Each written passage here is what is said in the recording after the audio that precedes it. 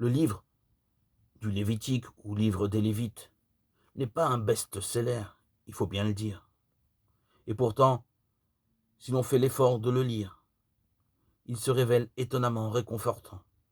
Ce qui veut dire que, là comme ailleurs, il faut se garder de juger sur la mine. Et que, là comme ailleurs également, il faut apprendre à lire entre les lignes.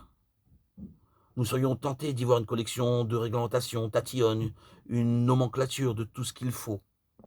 Faire, ne pas faire, pour rendre à Dieu un culte digne de lui. Dès le titre, à vrai dire, nous sommes en plein malentendu. Livre du Lévitique. Lévite étant synonyme de prêtre. Nous croyons dans une église, une sacristie, où on nous rappellerait longuement de fastidieuses prescriptions. Oh, que c'est pénible. Le titre hébreu est tout autre. Comme à l'accoutumée, les titres des livres de la Bible en hébreu sont la simple reprise des premiers mots du livre, les documents. Dans le cas des livres lévitiques, le titre est donc « Et Dieu appela ». Sous-entendu, il appela Moïse pour lui parler et lui dire. C'est donc Dieu qui parle, et s'il parle, c'est pour le bien de son peuple.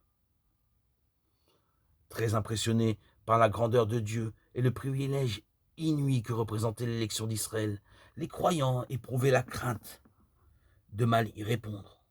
Lorsque Dieu parle, c'est pour nous rassurer, comme un père parle à ses enfants.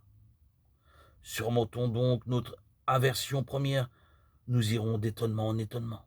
Par exemple, il est fort peu question de péché, mais beaucoup plus d'absolution.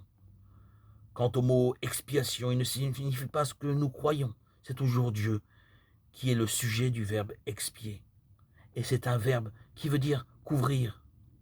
Dieu couvre nos péchés.